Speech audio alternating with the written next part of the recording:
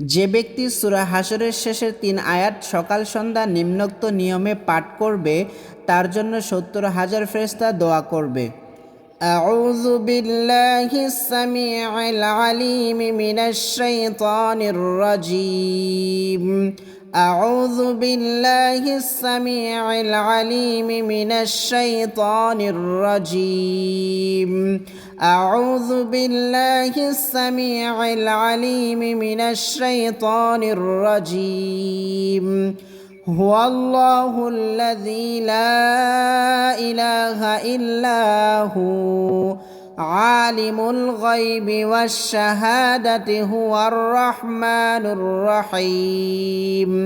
হুয়াল্লাহুল্লাযী লা ইলাহা ইল্লা হু الملك القدوس السلام المؤمن المهيمن العزيز الجبار المتكبر سبحان الله عما يشركون.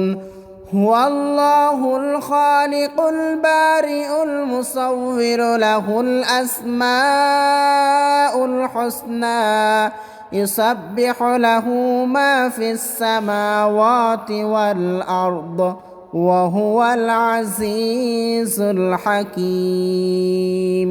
صدق الله العظيم.